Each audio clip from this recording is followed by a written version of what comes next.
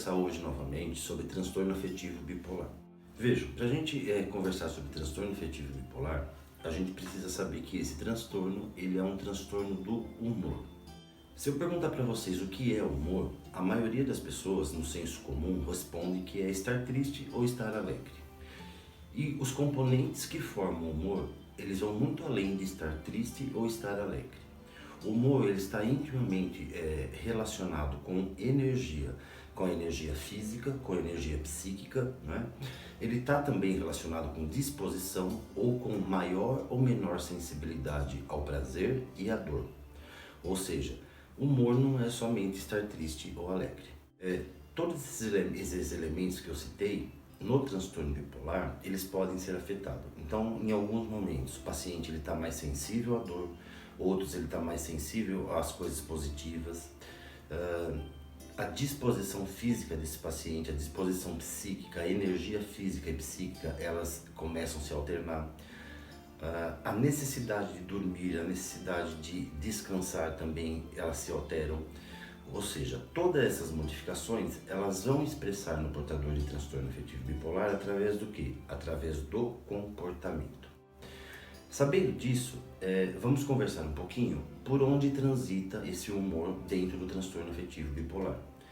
Nós temos a faixa de eutimia. O que é a faixa de eutimia? É onde o humor está dentro da normalidade. Ele tem oscilações, mas oscilações que não trazem prejuízo para a vida desse paciente. É como na maioria das pessoas oscila o humor. É alegre, triste, é mais disposto, menos disposto, mais sensível, menos sensível, mas dentro de uma fase que não traz prejuízo na vida e não deixa o indivíduo disfuncional. Então a eutimia é a normalidade do humor. Se a gente expandir um pouco mais esse humor, se a gente elevar um pouco mais esse humor, a gente chega numa fase que aí sim é patológico, que chama hipomania. Vejam, hipomania é um termo médico, não tem nada a ver com mania de fazer as coisas ou pouca mania. É um termo médico que demonstra alguns sinais e sintomas que aquele humor do indivíduo, ele se elevou, ele se expandiu, que ele foi para cima. A hipomania, ela pode se apresentar de diversas maneiras, né? Antigamente ela tinha uma forma mais clássica de se apresentar e com a mudança, com a evolução da sociedade, a hipomania também vem modificando a maneira como ela se apresenta. E mora aí muitas vezes a dificuldade de fazer o diagnóstico do transtorno afetivo bipolar. Mas voltando a falar de hipomania, a hipomania ela pode se apresentar apenas com aceleração do pensamento, irritabilidade, ou então ela pode se apresentar com uma compulsão alimentar, uma compulsão por compras. Ela pode se apresentar com interesse absolutamente envolvente por algum assunto. Então o indivíduo compra diversos livros daquele assunto, estuda muito sobre aquele assunto, política ou qualquer outro assunto. Ela pode aumentar a libido do indivíduo e deixar ele mais hipersexualizado. O indivíduo pode ficar mais socialmente ativo, ele pode ter muitas ideias. Em conversas, o indivíduo costuma ter o que a gente chama de fuga de ideias. O que é fuga de ideias? Ele começa um raciocínio, não termina aquele assunto, já emenda em outro assunto e no final você não consegue ter um acabamento do raciocínio do paciente, né? Isso tudo pode ser uma hipomania. Pode se apresentar com uma irritabilidade intensa, onde o indivíduo fica mais agressivo, fica mais violento. Mas geralmente, na hipomania, o indivíduo ainda ele é funcional. Às vezes ele fica até mais produtivo e é muito difícil que ele reconheça aquilo como doença ou que a família reconheça. Se a gente elevar esse humor ainda um pouco mais, se a gente subir com esse humor ainda um pouco mais, a gente vai chegar num termo médico que nós chamamos de mania franca. A mania franca é o auge do humor, onde ele vai para o lado patológico mesmo, lá na ponta de cima. Ou seja, ele pode apresentar sintomas psicóticos, né? Alucinações, delírios, ouvir vozes. Ele pode apresentar uma hipersexualização muito intensa. Ele pode ter discursos desconexos. Ele pode ter sintomas muito parecidos com sintomas esquizofrênicos.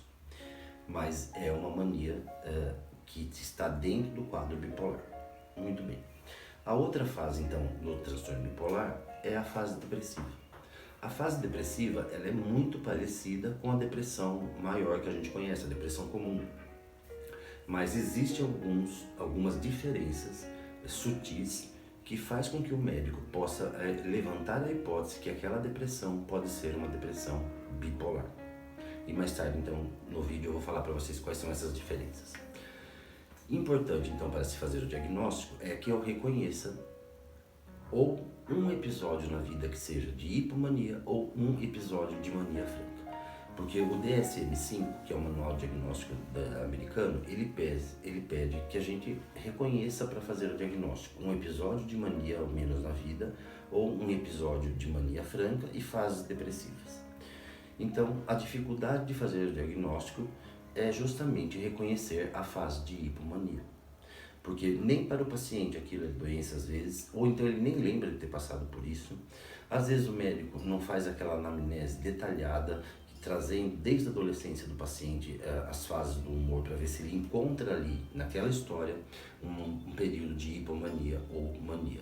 A mania já é mais fácil de perceber, por quê? Porque os familiares percebem que o comportamento está completamente inadequado, disfuncional, e aí levam até o médico. Então eu preciso reconhecer uma fase de hipomania ou mania no comportamento desse indivíduo no decorrer da vida, para que eu possa fechar o diagnóstico de transtorno bipolar. A depressão bipolar, ela tem algumas diferenças da depressão comum unipolar.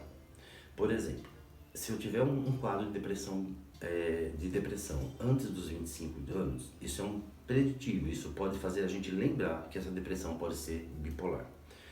Se eu tiver uma depressão onde o indivíduo tem o que a gente chama de hipersonia, ele dorme demais, às vezes dorme 12, 13, 14 horas, pode fazer a gente lembrar que essa depressão é uma depressão bipolar.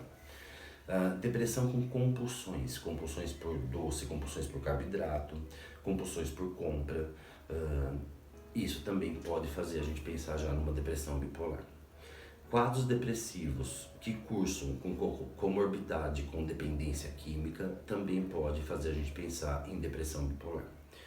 Grande parte dos pacientes bipolares já provaram substâncias psicoativas que criam dependência e já criaram dependência. Alguns se mantêm dentro da dependência com essa comorbidade e outros conseguem deixar. Mas é muito comum o paciente bipolar cursar com dependência química também. Então, um paciente deprimido com dependência química já faz também que eu comece a direcionar o meu raciocínio diagnóstico para um quadro bipolar. Veja, então essas são as diferenças, tem mais algumas outras, mas assim, as principais diferenças entre uma depressão unipolar e uma depressão bipolar são essas que eu citei para vocês. Outra situação que eu preciso ficar atento para ver se esse diagnóstico não está errado é quando o indivíduo ele trata de depressão há muito tempo e não consegue um resultado, ele não consegue atingir um objetivo de ter uma vida de qualidade com sintomas depressivos em remissão. Ou seja, uma depressão refratária, uma depressão psicótica refratária que não melhora. Então eu preciso rever esse diagnóstico, porque pode ali estar um transtorno bipolar também. Precisa, gente, desvincular o que é transtorno bipolar de fato e o que o senso comum pensa que é transtorno bipolar. O senso comum acredita que o transtorno bipolar são pessoas volúveis que mudam de opinião, que ora triste, ora alegre, que são pessoas difíceis de lidar, mas isso são informações deturpadas e que não correspondem à verdade. O transtorno bipolar é uma doença complexa que traz muito sofrimento e que muitas vezes elas não cursam como o senso comum acredita. Essa coisa que o indivíduo bipolar, ele transita o humor entre euforia e depressão em tempos determinados, tudo certinho, isso é do senso comum, porque é muito comum e na maioria dos casos o paciente passar muito tempo em depressão, uma vez ou outra fazer um quadro de euforia ou de mania franca, não é?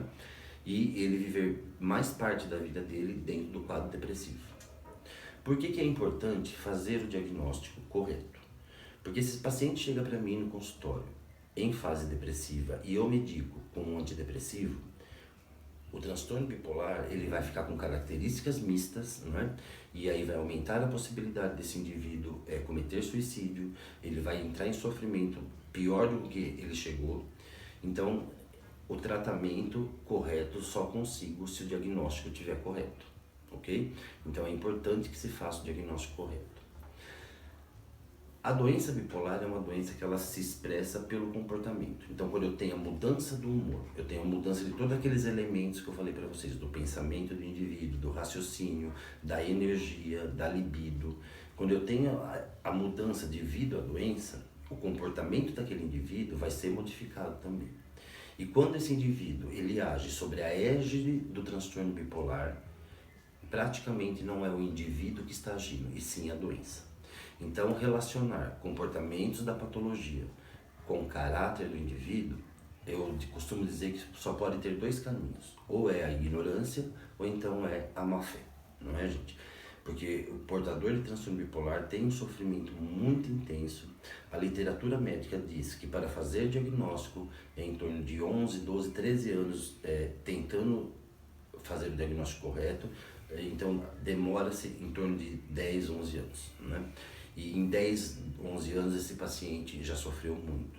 Os pacientes bipolares, eles casam menos, menor desempenho profissional, o sofrimento afetivo é muito angustiante para eles, se envolvem com drogas psicoativas para buscar aliviar aquele sofrimento que a doença traz.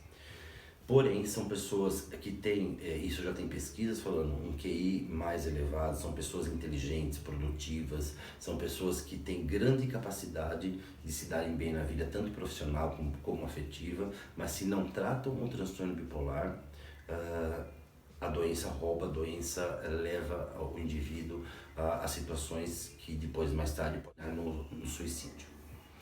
Vejam, é uma doença bastante sofrida.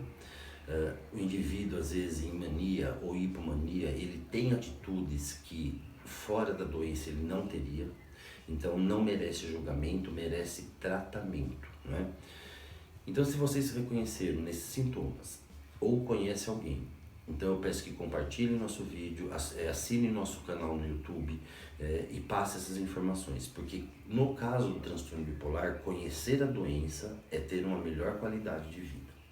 As causas do transtorno bipolar, elas são multifatoriais, mas tem um peso genético hereditário muito grande, né? Em torno de 80% a herança genética é responsável pelo transtorno bipolar. O meio também, né? Então o estresse, as coisas que o indivíduo viveu, que ele vive, o nível de estresse que ele convive, também pode fazer com que ecloda, com que seja o gatilho da doença. O tratamento é com estabilizadores do humor, aí existem várias combinações, né? É importante que se diga que a estabilização do humor ela pode durar até 1 ano e meio, então às vezes o paciente começa o tratamento, ele já quer uma melhora imediata e não é assim que funciona.